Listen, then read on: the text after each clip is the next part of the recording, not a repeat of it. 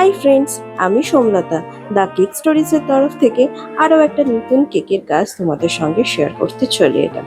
এই যে কেকটা আমি করছি, এটা কিন্তু একটা কফি ফ্লেভারের কেক। হয়তো আমি এই ভিডিওটা রেকর্ড করার সময় আমি এটার প্রথমটুকু রেকর্ড করতে ভুলে গেছি, তাই তোমরা বুঝতে পারোনি, বাট এটা কিন্তু কফি কেক। এখানে আমি কফি ফ্লেভারটাকে ইনফ্লুয়েন্স করার জন্য অবভিয়াসলি চকলেটের সঙ্গে কিন্তু কফি ইউজ করেছি।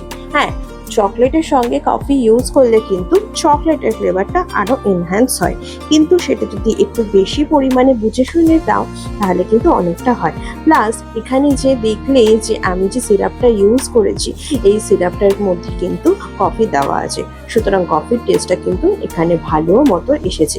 আর এই কেকের বাইরে যে সুন্দর বেজ কালারটা এসছে, এটাও কিন্তু টোটালি কফির জন্যই এসেছি। আমি কফিকে অল্প একটু জলের মধ্যে ভালো করে মিক্স করে নিয়ে তারপর কিন্তু ক্রিমের মধ্যে অ্যাজ আ কালারের মতন করে দিয়েছি, যাতে এই সুন্দর কালারটা আসে।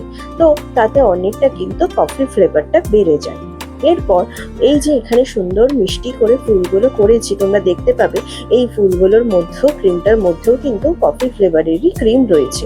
অ্যান্ড তার সঙ্গে আমি পিঙ্ক কালার বা রেড কালার ইউজ করাতে কালারগুলো কিন্তু বিট অন্যরকম এসছে। তার শুধুমাত্র ওয়ান অ্যান্ড অনলি কালার কারণটাই হচ্ছে কিন্তু এখানে কফি কালারটা কিন্তু বা কফির যে নিজস্ব কালারটা ক্রিমে এসছে সেটাও কিন্তু রয়েছে। তো বিভিন্ন কালারে ছোট্ট ছোট্ট মিষ্টি ফুল দিয়ে কেকটাকে সাজানো। তোমরা চাইলে তোমাদের পছন্দ মতো করে সাজাতে পারো, সেটা সম্পূর্ণ তোমাদের চয়েস। তবে এই ক্ষেত্রে আমি একটা জিনিস বলে যে এখানে যে লাল ফুলটা রয়েছে, এই লাল ফুলটার ক্ষেত্রে কিন্তু একটুখানি রেড কালারের স্টেন কিন্তু হাতে মুখে দাঁতে দেয়। যেসব কাস্টমারদের বা যাদের এটা নিয়ে প্রবলেম নেই, তাদের শুধু ডিমান্ড যে লাল কালারটাই দিতে হবে, তাদেরকে কিন্তু আমি এইভাবেই করি। সো তোমরা যাদের প্রবলেম থাকবে তারা অবশ্যই নেবে না, কিন্তু আমি আগে থেকে সবাইকে বলে দিই লাল কালার কিন্তু একটু স্টেন দেবে। তো খুব সুন্দর করে মিষ্টি করে আমি কেকটা করার চেষ্টা করেছি।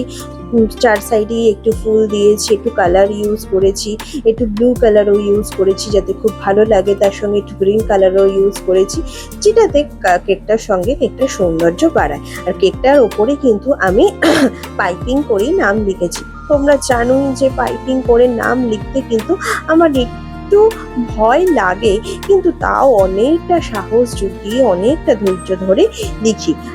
কেননা একবার যদি এই পাইপিং করে নাম লিখতে যদি ভুল হয়ে যায়, তারপর সেটাকে ঠিক করা প্রচণ্ড কষ্টের ব্যাপার। আর এই গরমে তো ঠিক করা আরও মারাত্মক ব্যাপার, কেননা ক্রিম নিমেষের মধ্যে গলে যাচ্ছে।